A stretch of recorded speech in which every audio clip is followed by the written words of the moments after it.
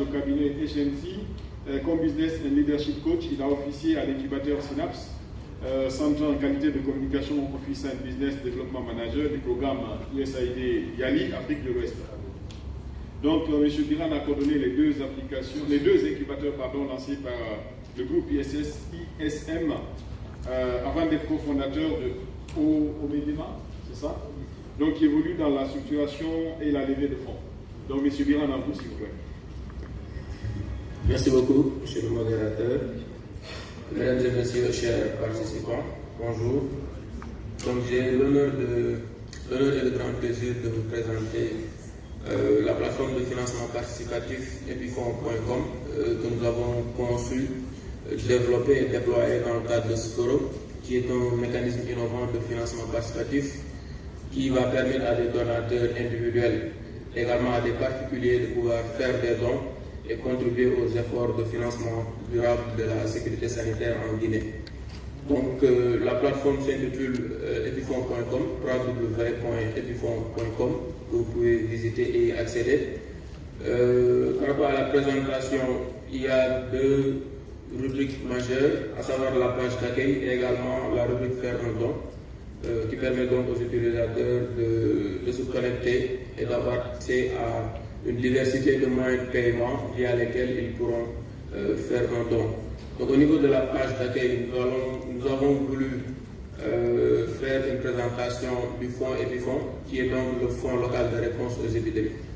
Donc le fonds local de réponse aux épidémies est un programme qui attribue de petites subventions qui permettent aux districts sanitaires de réagir dans un délai de 24 heures aux épidémies. Donc quand une alerte d'épidémie est reçue, l'objectif du fonds, c'est d'avoir à disposition une disponibilité de 300 000 $ et pouvoir, dans un délai de 24 heures, réagir de manière effective et concrète à cette épidémie-là. Donc c'est une stratégie de riposte.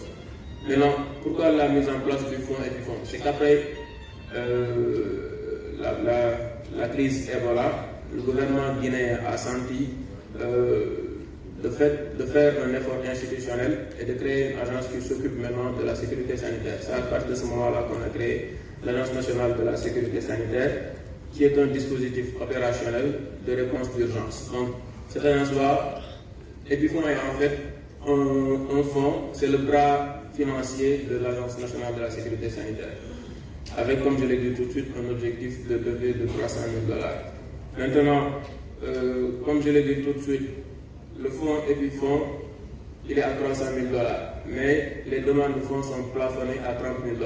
En fonction des demandes qui sont reçues, le maximum qu'une opération d'urgence peut avoir, c'est 30 000 $. Donc dès que la déclaration, l'alerte est faite dans une localité, il y a un conseil d'administration qui se réunit et la demande de fonds est validée par le ministère de la Santé pour pouvoir accorder les fonds demandés et réagir de manière effective à cette déclaration d'épidémie.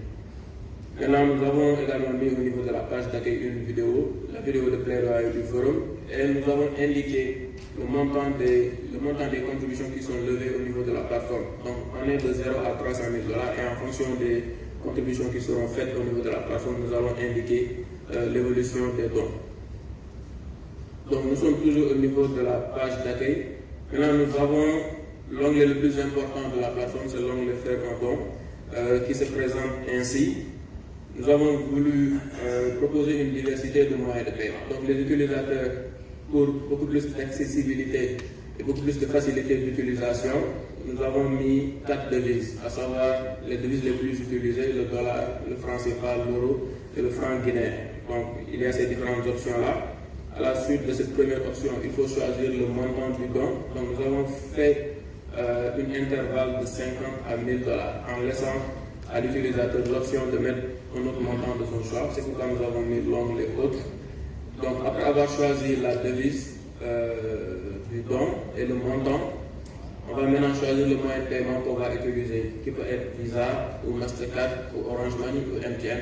Et donc vous pouvez voir au niveau de la salle nos partenaires de Momo, qui est le mobile money de MTN, et nos partenaires de Ecobank Express qui sont également au niveau de la salle. Donc nous avons voulu collaborer avec les mobile money locaux pour permettre aux Guinéens qui sont au niveau du territoire national de pouvoir utiliser la plateforme. Les Guinéens de la diaspora ou d'autres donateurs particuliers des étrangers peuvent utiliser les cartes Visa, Mastercard pour également faire des paiements. Donc, ce qui démontre de la diversité de moyens de paiement qui sont mis à disposition des utilisateurs de cette plateforme-là.